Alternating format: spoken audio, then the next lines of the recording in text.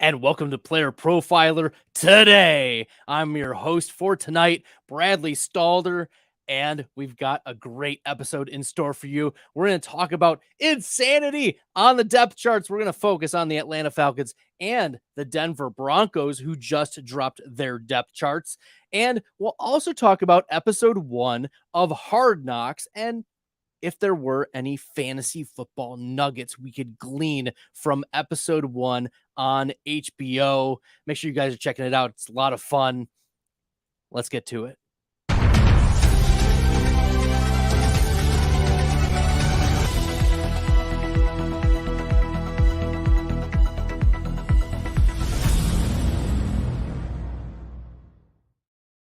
Once again, I'm Bradley Stalder. Tonight, we've got some depth chart insanity that we're going to take a look at. First and foremost, the Atlanta Falcons dropped their running back depth chart. And boy, oh boy, did it send fantasy Twitter into a tizzy last night and all throughout today.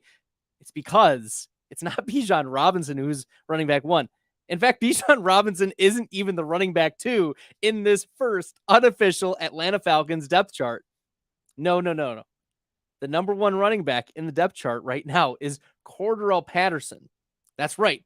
The 32-year-old, he'll be 33 at the end of the season, 32-year-old running back / wide receiver is the first on the depth chart. And we all have to take a lot of these depth charts with grains of salt. And so I'm going to go through a couple of these depth chart insanity posts and decide whether or not there is actual fire to the smoke, right? Is this feast or famine? Is this reality or is this just baloney? And this is just a bunch of Cordarrelle Patterson malarkey. That's right.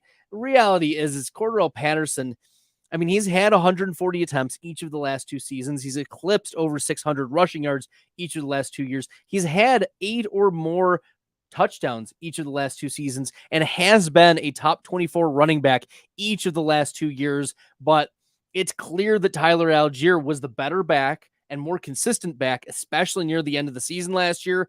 And the Falcons went out and drafted Bijan Robinson, 8th overall. So this is just veteran deference. I don't believe that Cordarrelle Patterson is anything more than a depth signing at this point. I do think that this is confirmation bias, though. I've been out on Bijan Robinson as a first-round draft pick. As we've been in our fantasy drafts, I've been avoiding a lot of him until he falls into the beginning of round 2. I've gotten him at 14th, 15th overall in a few drafts, but I'm not willing to draft him 5th overall. And I think that this is less about the talent and more about the fact that Tyler Allgeier is actually a good running back and Cordarrelle Patterson is sneaky useful and can get some touches and out of the backfield, both rushing and receiving. And so I think it's just going to be a little bit annoying in this Falcons offense where we already don't trust Arthur Smith to be a fantasy friendly type of coach. He's already gone out multiple times last year or years before and said that he doesn't care about your fantasy team. That is Coach Arthur Smith. And I don't think he's going to care about Bijan Robinson. Now, I think that Bijan Robinson is going to be the number 1 back. Let's not get carried away here, of course, but Bijan Robinson is 3rd on the first unofficial Atlanta Falcons depth chart. We all have to chuckle a little bit. This is very, very funny stuff.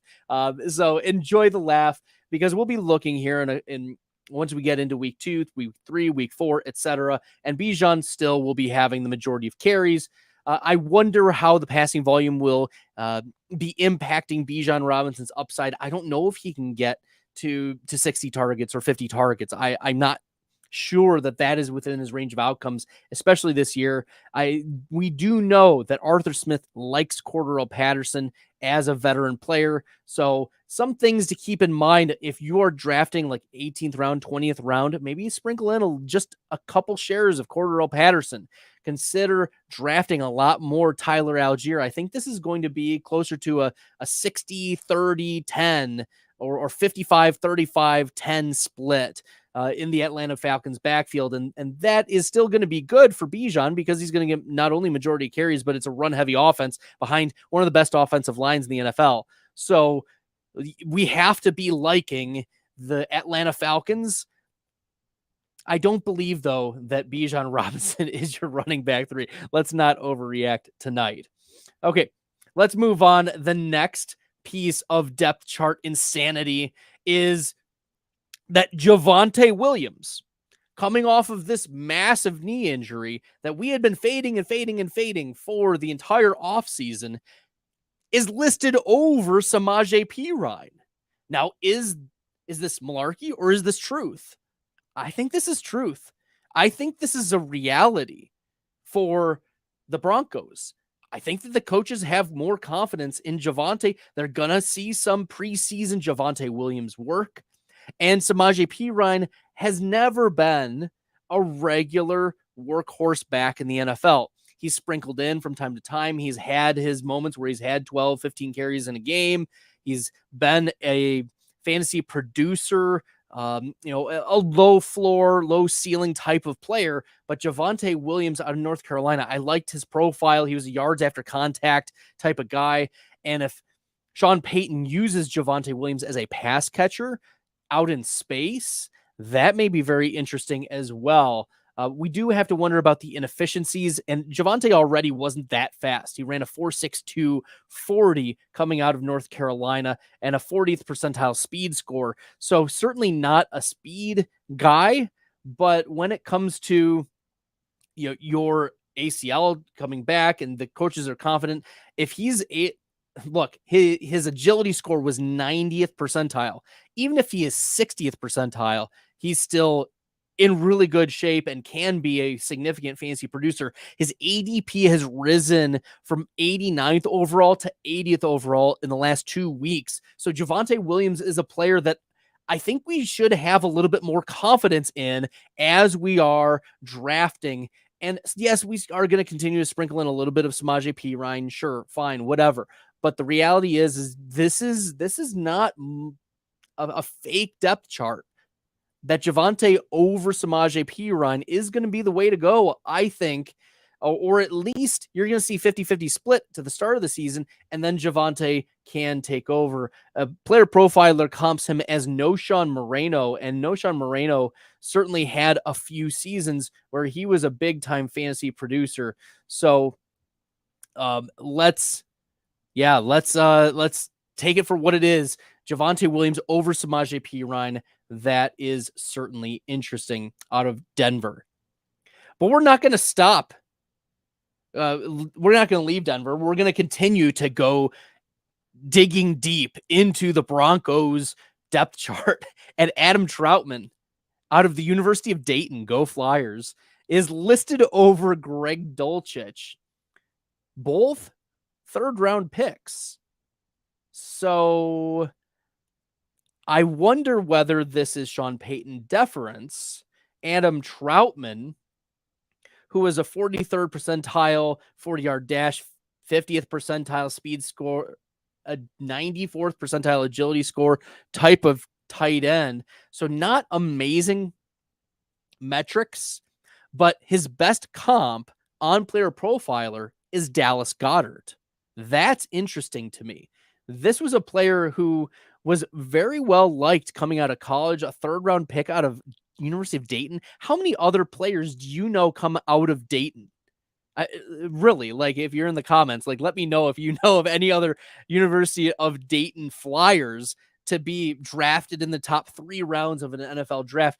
No, Adam Troutman was brought on for a reason. And if we look at, he was drafted by the Saints. He dealt with MCL sprains, ankle sprains all of last year and the year before. So this was a player hampered by injuries, but now he's in a new situation with the coach that brought him in originally from the Saints, and he's now over Greg Dulcich. Now, Dulcich we liked last year. Remember, Dulcich had some interesting stats. 17% target share. That was 13th among all tight ends. He was 7th in air yard share among tight ends, 3rd in target depth, 3rd in deep targets, 7th among all tight ends in unrealized air yards. And remember, Dulcich didn't start playing until week 6. So certainly a lot left on the table for Greg Dulcich, but that was last year. So with a new coaching scheme and a new player brought into the depth chart, it's Adam Troutman now over Greg Dulcich. I don't think this means quite yet to stop drafting Greg Dulcich, but I think it does mean that we need to consider 18th round, 20th round Adam Troutman. I think that there is something interesting about Adam Troutman.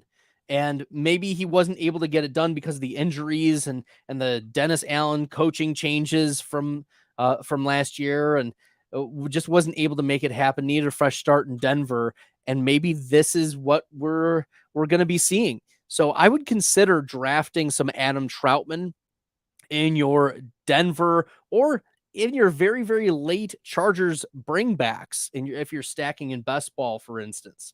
So, I mean, looking at some of Dulcich's game logs last year, 12, 11, 12 fantasy points to start his NFL career. Later on in the season, a 14-pointer. He was the number 2 tight end, week 3 against Baltimore, 6 for 85 on 8 targets. And then in week 16, 4 for 39, 46 air yards, and had a touchdown, finishes the tight end 7 that week. So I think that this is an interesting player. Certainly, I don't think we should stray away from drafting Dulcich, but Adam Troutman should now be on our radar pretty firmly. The last player in the Denver Broncos depth chart that I want to talk about a little bit more is Marvin Mims. And there wasn't anything special in the wide receiver room about Marvin Mims. What was interesting to me in looking at the depth chart was that Marvin Mims was listed as both the lead kick returner and punt returner.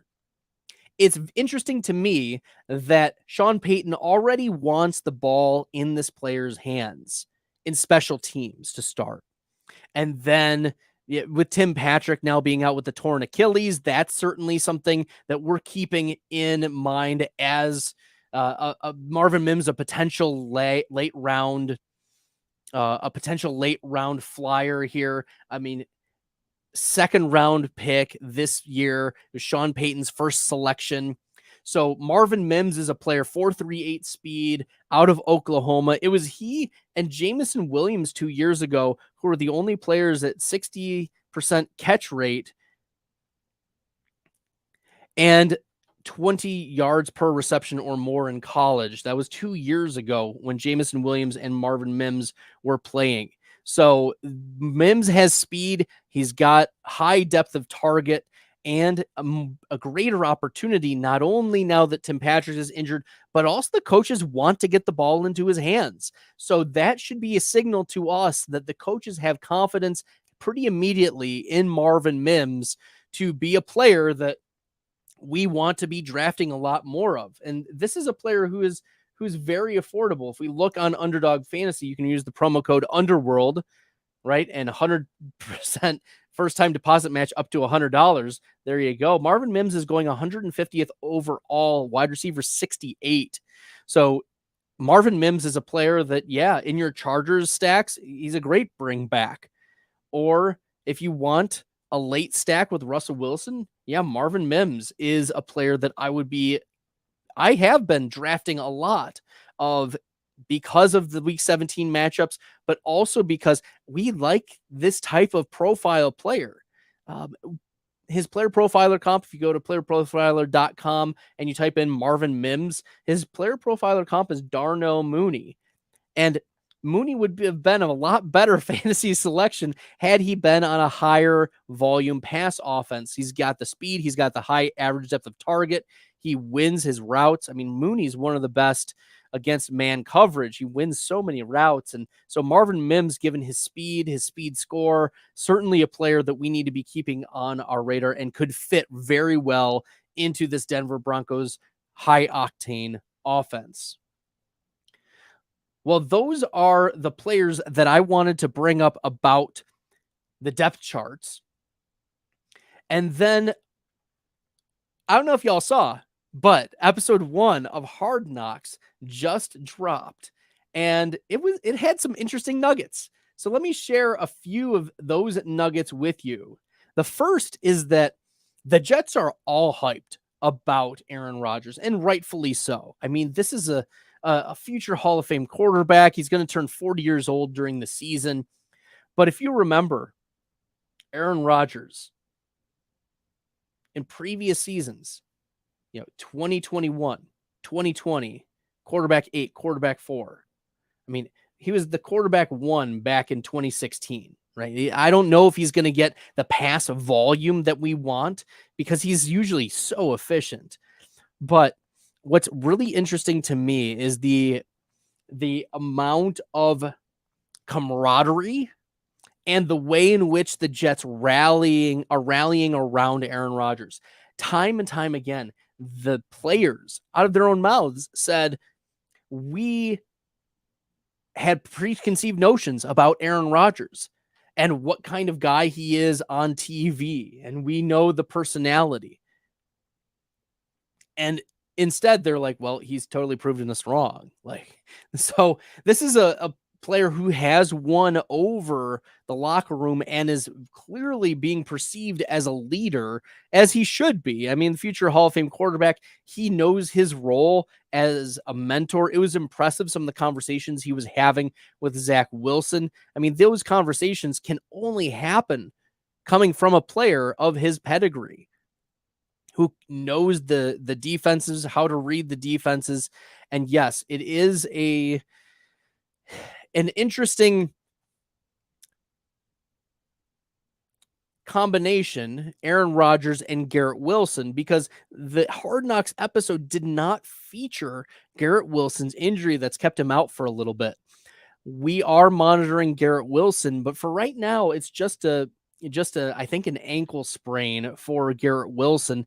And Wilson said he's learning a lot from him, and he had these preconceived notions, but he's shifted his opinion on Aaron Rodgers. I mean, it seems like Rodgers is going to continue to get better and is making players like Sauce Gardner better. We've seen a couple of the practice reports where Sauce Gardner had picked off Aaron Rodgers. And you have to think that that's only going to make Aaron Rodgers better. And it's only going to make Sauce Gardner better playing against these elite talents. Like Sauce is arguably one of the best defensive backs in the NFL. And Rodgers, he may have had a down year last year, but that was dealing with a broken thumb where it was clear he couldn't even grip the ball for half the season. And he finished as the quarterback 13 in total points and finishes quarterback 21 in fantasy points per game. Rodgers does not rush very much anymore, so he's going to be dependent upon the Jets' offensive line, which is one of the most experienced offensive lines in the NFL. And if they stay healthy, this is a player where we could see a high level of efficiency from Aaron Rodgers. We could see a 35 touchdown passing season. He had 37 just a little over a year ago. He had 48 the year before. So we could see a high efficiency season from Aaron Rodgers in 2023. A player who was left out of the Hard Knocks episode, Dalvin Cook. Dalvin Cook was not featured at all. And I think that that's meaningful. I think that's meaningful because there were a lot of news reports saying that the Jets are going to be meeting with Dalvin Cook. We can remember these. It was a week ago, right? Dalvin Cook has finally scheduled his visit to go see the New York Jets, and he's going to sign. He ends up not signing, or at least as of this recording, he has not signed with the Jets. And there was no mention of him at all, despite the fact that the Hall of Fame game, which happened this past Thursday, was featured for the last 15 minutes or so of the episode. So the Hard Knocks people definitely kept Dalvin Cook out of this episode. And I think that there's a reason why. I think there's a reason. I have some speculation about why. And I think that they're looking for just a replacement level back. and not to pay what Dalvin Cook is asking. And I think they have more confidence. I think the leverage point or the line of demarcation to pay Dalvin Cook is too high from Dalvin's perspective, and the Jets' line of demarcation to pay Dalvin Cook is far too low. Okay, so I think the Jets have a level of confidence in Breece Hall that they don't need a Dalvin Cook and to pay a luxury back who's 28 years old and coming off of one of his worst receiving efficiency seasons, a 4.4 yards per carry season, which was the worst of his career. So, yeah, I don't blame the Jets for taking their time and waiting around and getting more information about Breece Hall. All right, before we get into the last couple bits of the Hard Knocks episode, I have a note from Matt Kelly about our draft kit. Hey, it's the Podfather. I have great news. The 2023 draft kit is live. It is world famous. Why? Because it is the best resource for winning fantasy football championships that exists. There are rankings and cheat sheets for every format you can imagine. We have projections both at the team level and the player level. And wherever you are, you can click on a player, open them up, and see in-depth written analysis about what to expect in fantasy football from that player this year. And then you can click on the team, and you can get even more in-depth analysis, all the drivers of fantasy production, both in a positive and negative direction for that team, including a signature trend. And the graphics are incredible. So these team insights, they give you the team-level projections, the vacated targets, the vacated air yards, and that one dynamic for each team that you need to know when making decisions on draft day. And we added a bunch of features. I mean, individual cheat sheets for Theo and Billy and Dario. So you could take your favorite analyst and download their personal draft cheat sheet. And then in the commissioners section, also brand new this year, Memphis Young lays out everything you need to know to manage a league, do's, don'ts, tips, and what the more innovative fantasy commissioners are doing this year. That's presented by Trophy Smack. The whole package is presented by the Fantasy Football Players Championship, the FFPC, Ray Garvin, Derek Brown, the best minds in the industry contributing analysis. It's certainly not the most inexpensive draft kit on the market, but it is the best. PlayerProfiler.com/draft kit. PlayerProfiler.com/draft kit. Go get it. That's right. Go get your draft kits today. A few notes to wind down the Hard Knocks takeaways. First is Mecole Hardman was one of the first offensive players featured in the Hard Knocks documentary. And I think Mecole Hardman is a very interesting player to bring up because he comes over from the Chiefs. The Chiefs, obviously, with Patrick Mahomes, but Mecole Hardman plays 50% of his snaps over the last couple of years in the slot. And the Jets have Garrett Wilson on the outside. They've got Corey Davis on the outside. They've got Allen Lazard, who plays, sometimes in the slot, but will play big on the outside. Mecole Hardman might be a very interesting late round play. Last year, 8 games, 4 receiving touchdowns, averaged 11.7 PPR fantasy points per game, 12 yards per reception. I mean, his rookie year, he had almost 14 yards per reception. And this is a player who was a spike week king. We've seen some massive spike weeks given his profile. 4.33 speed, 77th percentile speed score, 76th percentile agility score. If the Jets are already including Mecole Hardman as a meaningful piece, I mean, they signed him in free agency, a meaningful piece in this offense, it could be very interesting for your best ball leagues. I don't think that there's going to be a regular rotation. I don't think Mecole Hardman is going to get you to 70% snap share, but in the spike week category, yeah. I mean, last year, look at what Mecole Hardman did in his game logs: a 28 fantasy point game, a 20-point game, a 13-point game, a 12-point game, an 11-point game. We look even in 2021, it's certainly like a big spike week player. 19 fantasy points, 16 fantasy points, 12, 12, 10, right? This is a player, and those are not on 80% snap shares. Many of them 40 to 60, somewhere in that range. So on 50% of snaps, he can hit because of his speed and because of his profile. So schemed touches for Mecole Hardman, give a couple goal line end arounds, or, give one big boom play to Mecole Hardman. Or if he wins a slot job, that could also be very interesting for Mecole Hardman. I mean, who's his competition? Another player that I'll talk about here in a second, Randall Cobb, was featured a few times on the Hard Knocks documentary. And I don't think Cobb has a lot left in the tank. I mean, he's 30-something years old, right? A really crusty player. Had a couple interesting games last year, but has dealt with injuries time and time again. So Mecole Hardman is a player that I think in the slot could prove very interesting for our fantasy best ball leagues. So those are a few takeaways from there. There was one other piece that was brought up about news today, and that is the Harry Snowman brings up Waddle got hurt today. Yes, reportedly a ribs injury. I haven't heard on severity. However, the doctors that I had been watching on Twitter indicated that he should be good to go week 1.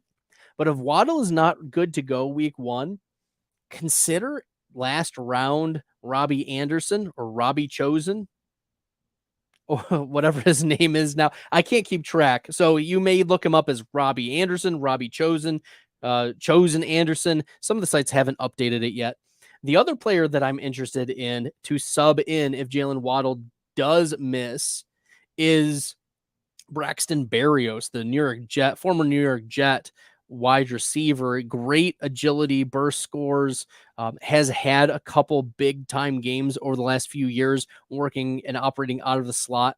But I think that if there was an injury, this probably just means more for Tyreek Hill, frankly. I think that it's smart for McDaniel to get the ball into his biggest playmaker's hand even more. If Waddle is out, we could see Tyreek Hill going for 12 targets, 15 targets in a game on the regular if Waddle is out. But I think that those are some interesting players to consider if, in fact, Waddle does miss maybe week 1. But we're 4 weeks out from week 1. We shouldn't be too worried, and there haven't been red flags that we've seen so far. So I'm not too worried about Jalen Waddle and his injury. All right, well, that will do it for tonight. Thank you, everyone. It was great stepping in to be the guest host of Player Profiler today. I'm Bradley Stalder. You can follow me on Twitter at FFStalder. If you like the content, you find this helpful, like the show, hit that red subscribe button. We appreciate it here at Player Profiler. I also have a show on Tuesdays where I talk best ball. It's called Stack Hunters. Make sure you guys are checking that out. Tuesdays, 8 to 9 p.m. Eastern. I just had Liam Murphy, who won the Best Ball Mania 2 contest. He won $1 million in Best Ball Mania 2 2 years ago. So check that episode. I was great chopping it up, talking with him about best ball. We've had Justin Herzig on the show. We've had countless others who have been phenomenal guests. So this has been great. I appreciate y'all. And until next time, good luck, Player Profiler. Hey, I want to take a moment to thank you for tuning in. It's important to me that all of our media be free. This is only possible because of you allowing a true independent sports media enterprise to thrive unlike any other in the business. So please subscribe to the All-In Package to continue to make all of this possible, to ensure that all of our stats, information, data, content is available to you, especially you, the people that get the site and get the show.